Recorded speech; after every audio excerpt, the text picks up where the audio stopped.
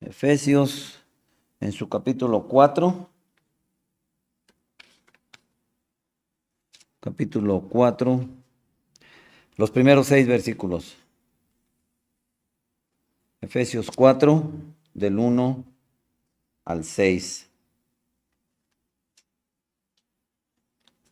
Dice así la palabra, también lo leemos alternadamente, hermanos. Dice: yo pues, preso en el Señor, os ruego que andéis como es digno de la vocación con que fuisteis llamados, Con toda humildad y mansedumbre, soportándoos con paciencia los unos a los otros en amor, procurando mantener la unidad del Espíritu en el vínculo de la paz. un cuerpo y un espíritu, como ustedes también llamados en una misma esperanza de vuestra vocación.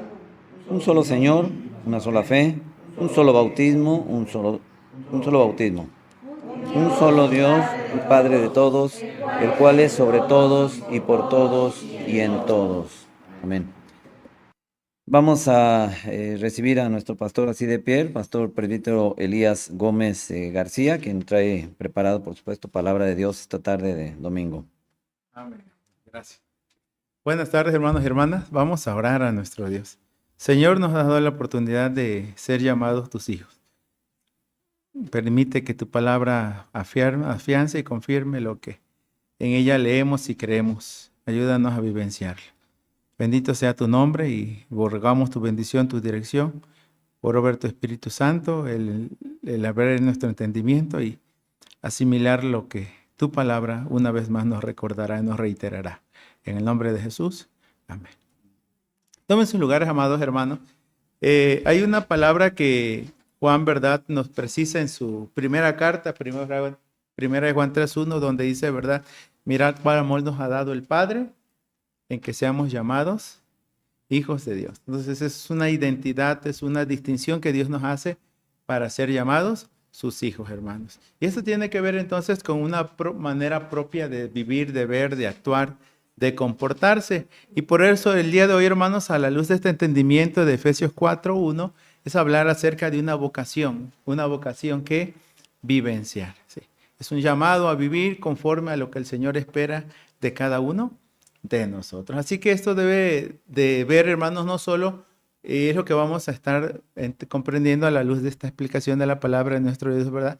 Que el vivir cristiano se dimensiona más allá de los cultos, más allá de las reuniones cristianas, se dimensiona a nuestro diario andar, a nuestro diario vivir, hermanos. Entiendo y comprendo que es el entendimiento y la conciencia que Pablo tenía en relación a este pasaje bíblico. Él de antemano, él reconoce que dice: yo pues preso en el Señor, os ruego que andéis como es digno de la vocación con que fuisteis llamados. ¿Sí? Es Pablo hablando, hermanos. Bueno, expresamente no dice allí, ¿verdad?, que es Pablo, yo pues preso en el Señor solamente, solo en el contexto de capítulo 3, verso número 1, donde leemos: por esta causa yo, Pablo, y reitera, prisionero de Cristo Jesús por vosotros, los gentiles. Entiendo pues que es Pablo, hermanos, haciéndonos de hincapié sobre su condición en Cristo. O sea, la realidad es que él es preso en el Señor.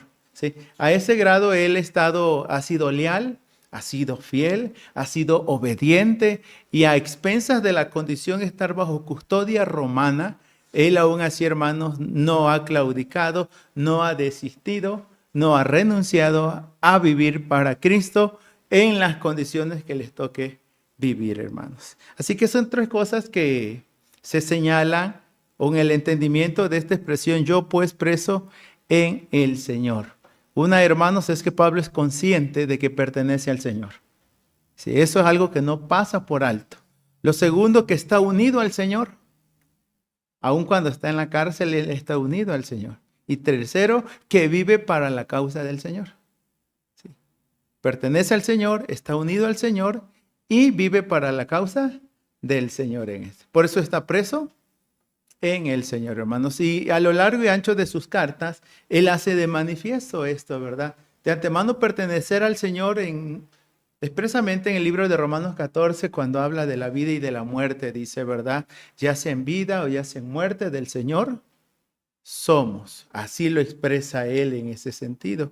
Estar unido a él, hermanos, bueno, con Cristo estoy juntamente crucificado, ya no vivo yo, mas vive Cristo en mí. Y estar por la causa del Señor, hermanos, bueno, él entiende que en ansiedad, en abundancia o en escasez, todo lo puede en Cristo que le fortalece. Así que él está lidiando y luchando por la causa de Cristo. Estas tres realidades que se pueden evocar, inferir en estos primeros expresiones de este verso 1, hermano, da un acumulado, una síntesis para hablar de la autoridad con la cual él está escribiendo. ¿Sí?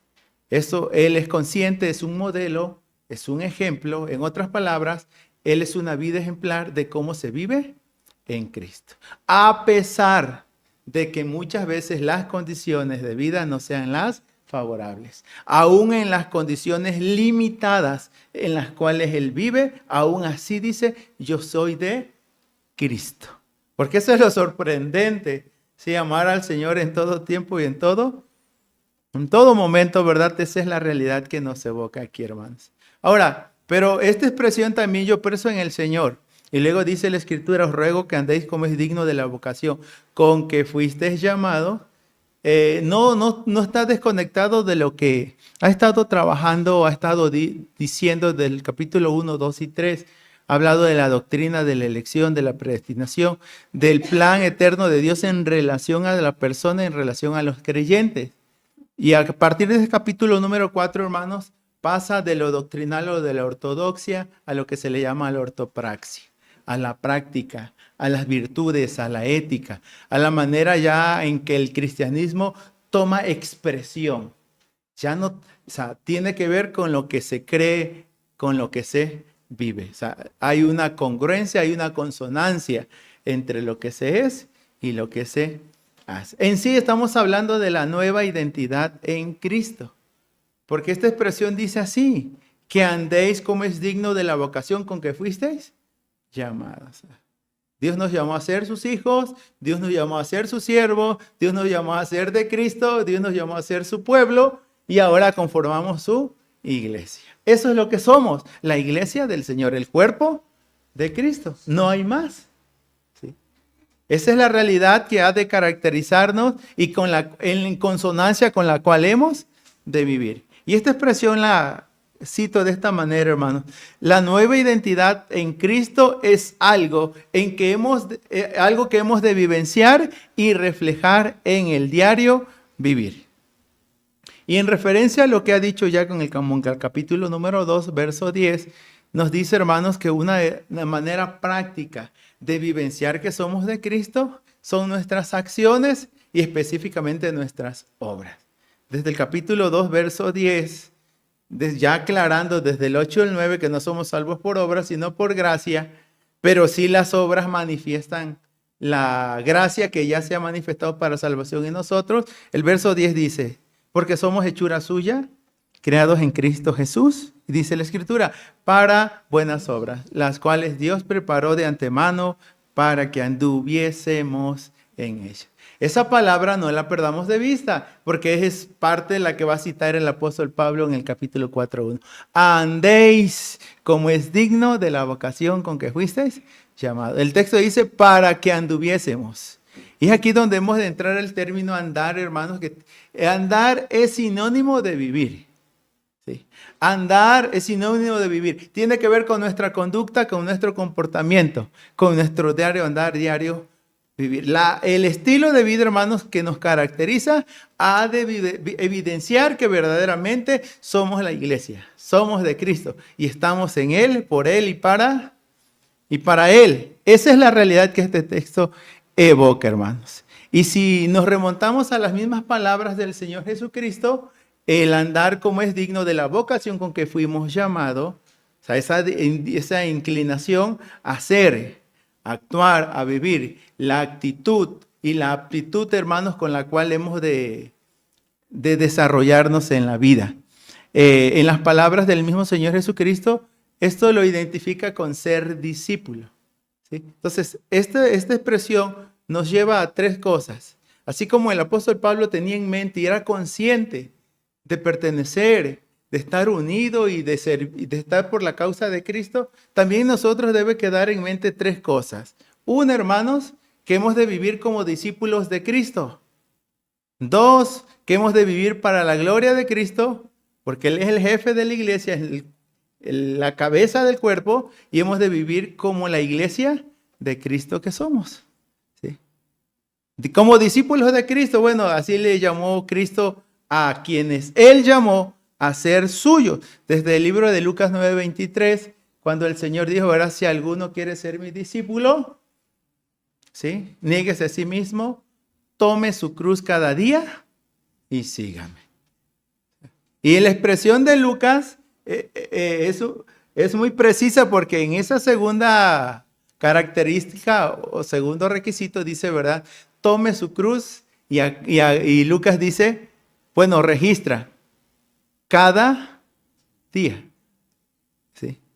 Debemos estar dispuestos a morir para el Señor todos los días, porque ya sea en vida o en muerte, del Señor somos.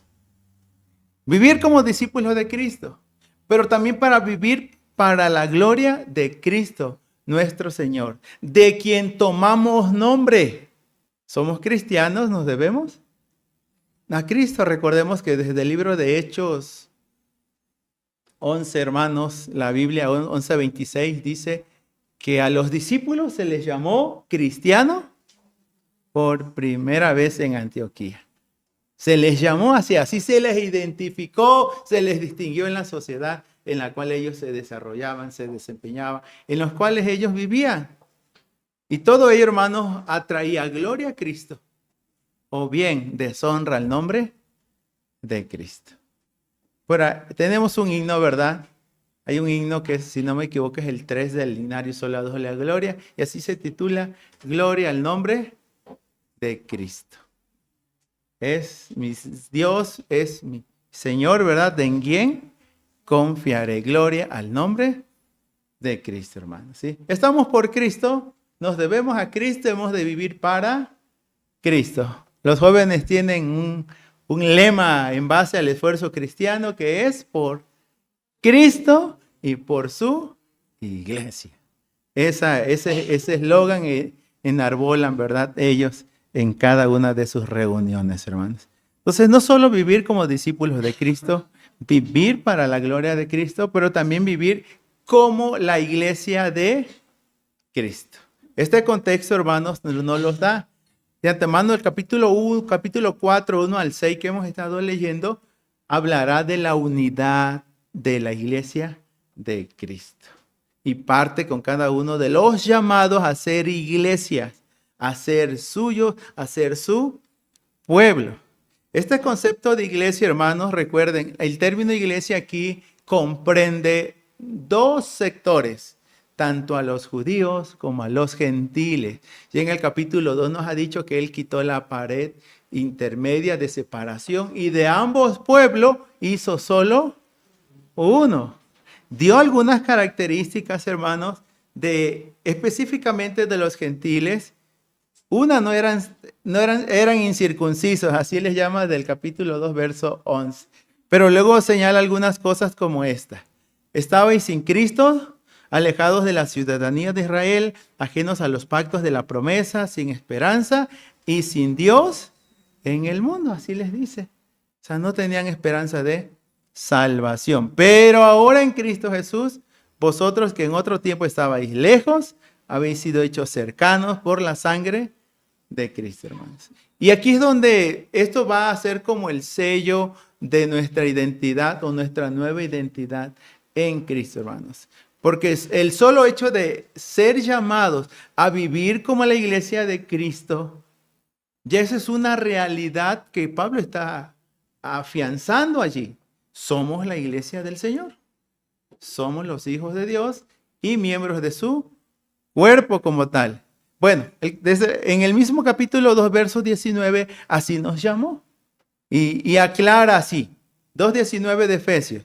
Así que ya no sois extranjeros ni advenedizos, sino conciudadanos de los santos y miembros de la familia de Dios, hermanos. Y el verso número 22 dice, en quien vosotros también sois juntamente edificados para morada de Dios en el Espíritu. Hermano. Entonces, el vivenciar una vocación o una vocación que hemos de vivenciar, hermanos, tiene que ver con eso. El llamado. Somos los llamados de Dios a ser su pueblo, a ser su iglesia, a conformar los miembros de su familia como tal. Por lo que ya a hablar el término, hermanos, como tal, ¿verdad? El ruego o la exhortación que Pablo hace a la iglesia es este, en el libro de Efesios 4:1. Después de decirle, ¿verdad? Os ruego, y viene el ruego, ¿en qué consiste? Bueno, la expresión así lo dice la Biblia.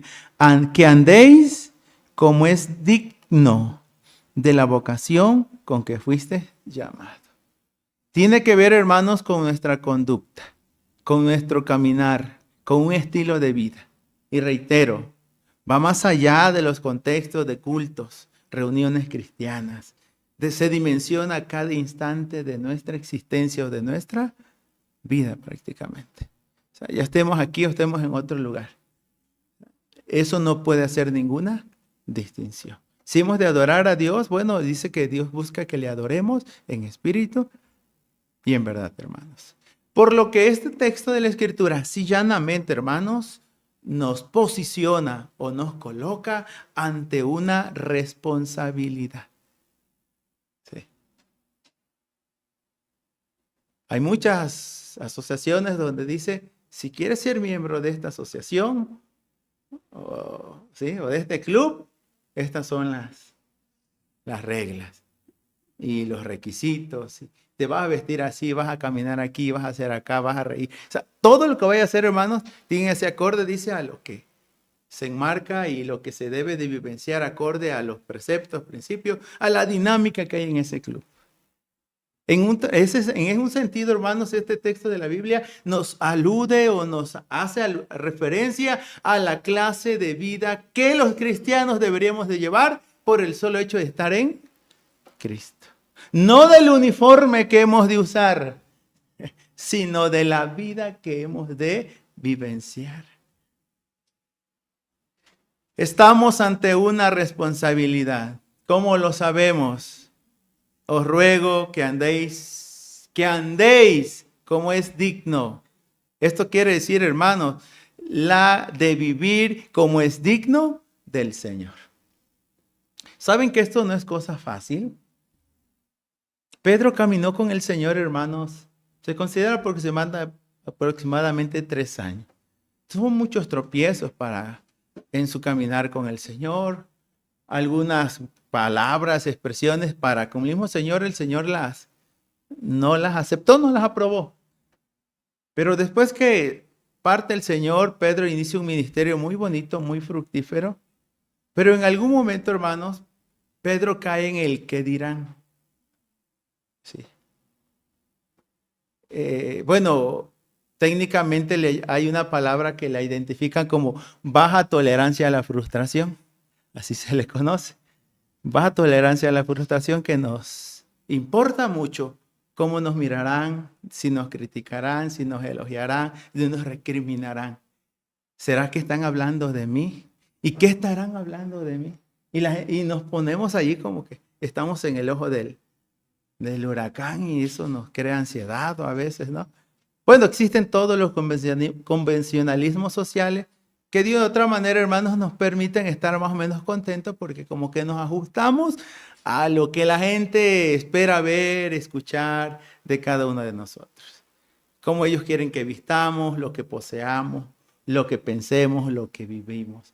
Prácticamente eso es seguir ciertas pautas, ciertas normas, porque de otra manera nos darán tranquilidad.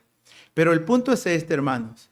Pedro, en ese sentido, en algún momento dejó de vivir, ¿sí?, conforme al Evangelio y empezó a moldarse, a acomodarse, a conforme a los demás querían verlo. Como que empezó a agradar a los hombres y empezó a dejar la manera propia que que caracterizaría no solo a un discípulo, sino en el caso de Pedro, un apóstol de Cristo. Pablo lo nota y empieza a notar algo distinto en la vida de Pedro. Al grado que Pablo, hermanos, tiene que tomar valor. Vamos a decirle así, ¿no? Porque tener que corregir a un hombre de la estatura de Pedro, hermanos, no es nada más decirle, a ver, o sea, no. Pero miren, como no se trataba ni de Pablo ni de Pedro, sino de la causa del Evangelio, se registra en el libro de Gálatas 2. Y este va a ser un pasaje, hermanos, que quiero enfatizar porque no solo en la vida de Pedro lo señalaría Pablo, luego lo reiteraría en 3 de sus cartas. Bueno, es las que encontré, pueda que haya otras más, ¿verdad? Pero expresamente en el libro de Gálatas 2.14, Gálatas 2.14, bueno, la Reina Valera en su título dice, ¿verdad? Pablo reprende a Pedro. Y desde el verso 13 y 14 dice, y en su simulación participaba también con los otros judíos, de tal manera que aún Bernabé, ¿se imagina Bernabé, hermano? Alguien que anduvo muy cercano a Pedro, fue el tutor de Pablo, hermanos. Bernabé le enseñó mucho a Pablo, hasta el grado que Pablo lo superó. Y el mismo libro de Hechos los registra. Primero se hablaba de Bernabé y Pablo, de Saulo. Luego se empezó a hablar de Pablo y Bernabé. Él toma un liderazgo muy diferente. Pero aquí el texto dice que aún fue vulnerable o susceptible. De tal manera que aún Bernabé también fue arrastrado por la hipocresía de ellos. Bueno, ¿en qué consistía? El texto dice, hermanos, que verso 12. Pues antes que viniesen algunos de parte de Jacobo, comía con los gentiles, pero después que vinieron, se retraía y se apartaba, porque tenía miedo de los de la circuncisión. O sea, en algún momento se juntaba con unos y en otro momento se juntaba con otros. Y si veía que ya venían los judíos, pues le decía a los gentiles, les veo luego. O luego les escribo, no. Sí, nos reunimos en otra ocasión. Pero no es sencillo lo que Pablo va a hablar, hermanos. Y es lo que quiero citar en base a el andéis, como es digno de la vocación con que fuiste llamados. Vean el verso 14. Pero cuando vi, dice Pedro, no está inventando Pablo, pero cuando vi que no andaban, es decir, Pedro, Bernabé y quienes otros estaban en ese grupo, ¿verdad? La expresión es que no andaban rectamente. Y dice la expresión, conforme a la verdad del Evangelio. O sea, es increíble, hermano. Popularmente o coloquialmente se dice, se puede estar en todo menos en, ¿verdad? Vamos a decirle así, ¿no? Aunque se dé en otro contexto eso, ¿verdad? Pero esa es la realidad. A veces hacemos de todo, pero no hacemos lo que deberíamos hacer. ¿Sí? Y el punto es ese, hermano. Dice que no andaban conforme a la verdad del Evangelio. El Evangelio tiene preceptos, tiene principios, tiene valores, tiene su propia dinámica, hermano. ¿Sí? O sea, no podemos hablar. Bueno, Jesús lo delineó desde el Sermón del Monte, capítulo 5 al 7 del libro de Mateo, y encontramos los estipulados para los ciudadanos del reino, no romano, sino los ciudadanos del reino de Dios como tal, ¿verdad?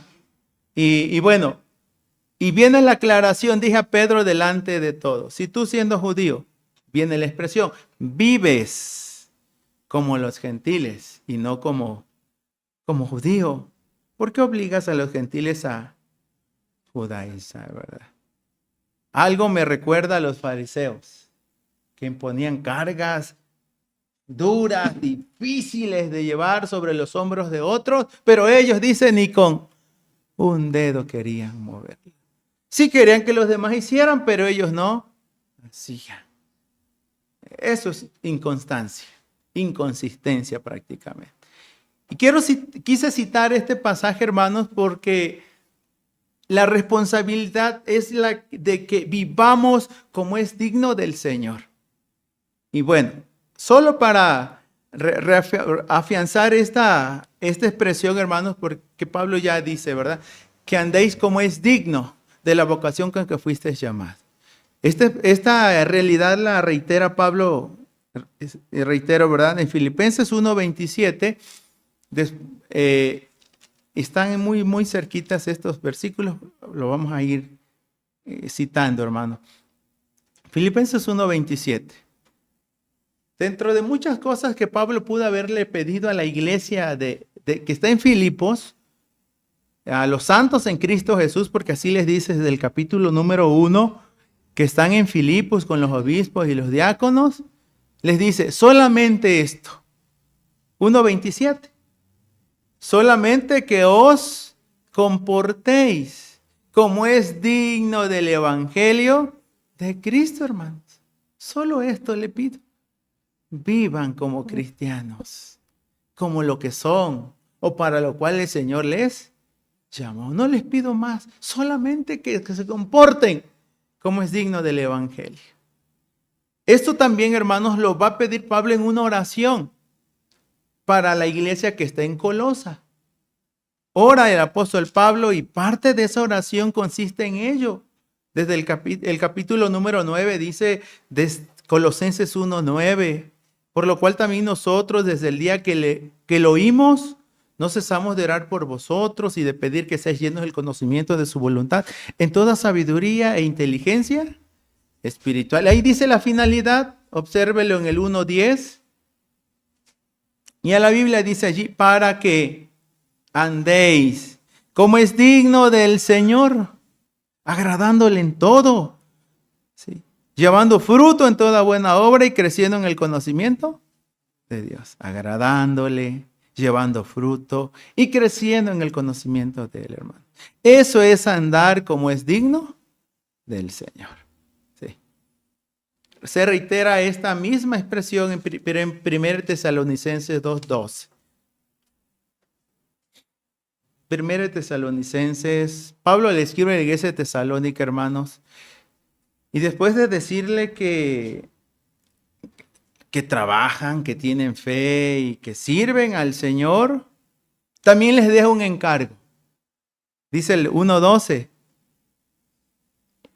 y os encargábamos que anduvieseis como es digno de Dios, que os llamó a su reino y gloria. Eso les encargábamos, que anduvieseis. Y se dan cuenta, hermanos, esto tiene que ver con el caminar, con el vivir, con la conducta, con el comportamiento, con el estilo de vida que nos caracteriza a cada uno de nosotros. En algún momento, hermanos, nos van a decir, ¿verdad que tú eres cristiano? ¿Verdad que ella es cristiana? La gente lo va a saber distinguir y lo va a saber señalar. En alguna vez quizás nos lo han dicho ya, hermano, como personas. Porque si de otra manera el ser cristiano va a marcar la diferencia. Esto es básico para la vida, hermanos. Bien, este pasaje, por lo tanto, hermanos, es el mismo del apóstol Pablo que ha escrito Gálatas, Filipenses, Colosenses y Tesalonicenses. Y el mismo que está escribiendo Efesios. Y a esta iglesia le reitera lo mismo. Os ruego que andéis como es digno de la vocación con que fuisteis llamados. El término vocación y llamado, hermanos, son palabras sinónimas. O sea, que tiene que ver con el llamado de Dios a ser su pueblo, a constituir su iglesia, a ser de Jesucristo y de identificarse con Él en su muerte y en su resurrección. Porque somos del Señor. A ese grado. En sí, entonces, es así como el texto bíblico nos lleva a andar como es digno del Señor, hermanos. Dice que andéis como es digno de la vocación con que fuisteis llamados. No es otra cosa que vivir en consonancia con nuestra vocación o llamado. Vivir en consonancia, que no haya una incongruencia. Bueno, desde la cosmovisión bíblica reformada hay una palabra que se le llama dicotomía. ¿Sí? La palabra dicotomía tiene que ver con un divorcio de realidades o de cosas. Algunos le llaman la vida secular y la vida religiosa. Pero en sí la Escritura habla de una integralidad, el ser y el hacer. El hacer no es otra cosa que consecuencia de nuestro ser. Esto va tomado de la mano. No hay un divorcio entre nuestra vida pública y nuestra vida privada. Somos quien somos, estemos donde estemos y ante quién estemos, hermanos. No es una cosa soy ahorita y al rato soy otra. No, debería haber allí siempre una correspondencia, una consonancia. En sí, hermanos, ¿somos cristianos? Esa es la pregunta que hemos de contestar. ¿Somos cristianos? En general, hermanos. Bueno, ¿soy cristiano? Si somos cristianos, pues aquí está la expresión es esta. Vivamos como tales. Si eres cristiano, si somos cristianos, pues no nos resta otra que vivir como lo que decimos ser o como lo que verdaderamente somos, hermanos. Vivir siempre para la gloria del Señor. Así que un elemento aquí de aquí en adelante, hermanos, y esto va, creo que para todo creyente, ¿verdad? Que es necesario que prestemos atención a la forma en que estamos viviendo. Preste atención en la manera en que vive.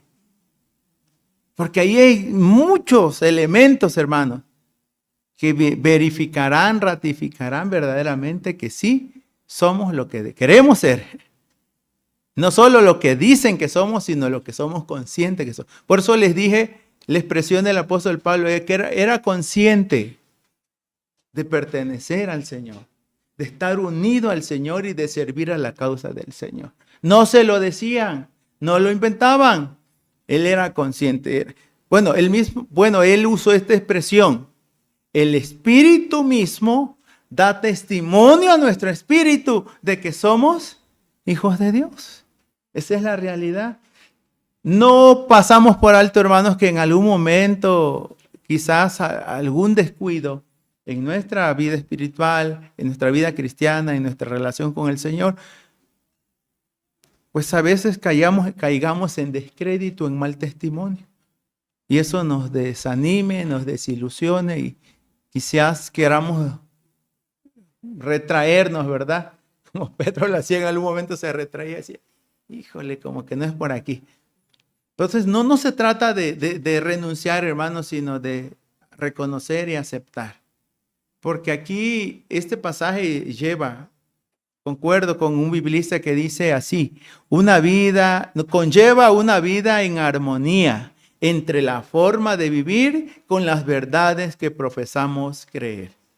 Una vida en armonía entre la forma en que se vive y las verdades que se creen. En sí hablamos de qué vida.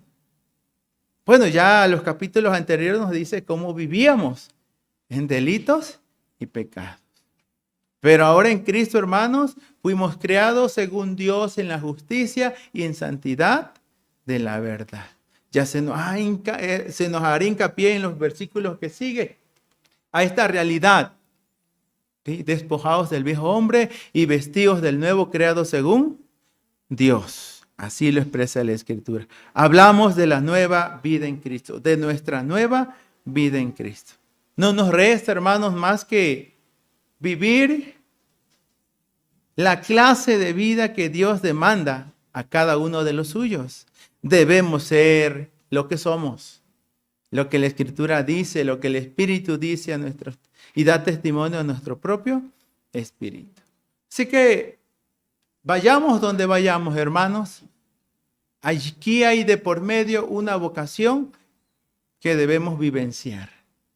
Para esto estoy, para esto fui llamado, para esto fui salvado. Para esto el Señor me eligió, me predestinó para ser suyo, para ser santo, para ser de Jesucristo, para ser apartado, regenerado por el Espíritu Santo, hermanos. Esto no está en discusión, no está para ser negociado. Esa es una realidad que Dios nos reitera una vez más en su palabra. Y por eso el texto dice, yo pues preso en el Señor, os ruego, hermanos, que andéis. ¿Sí? Mírenme a mí, dice Pablo. A pesar de que estoy encadenado por causa de Cristo, no por eso renuncio a mi fe, ni bajo mis normas, ni mis valores, mis principios siguen allí. ¿Sí?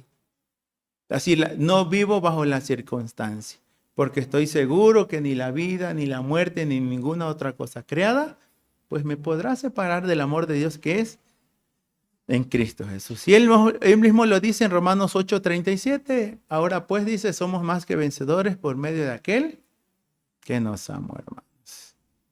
Así que ser cristiano, hermanos, es una responsabilidad que por gracia hemos de vivenciar, hermanos.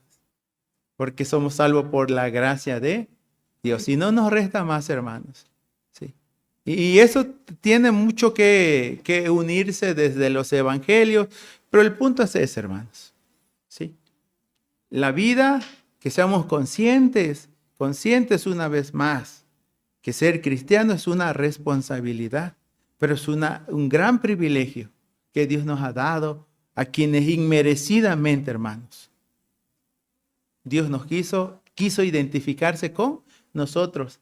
Al decir en su pacto de gracia y llamarnos en el nuevo pacto, al decirnos, yo seré su Dios, ustedes seréis mi pueblo. Yo seré a ustedes por padre y vosotros me seréis hijos e hijas, dice Jehová el Dios Todopoderoso.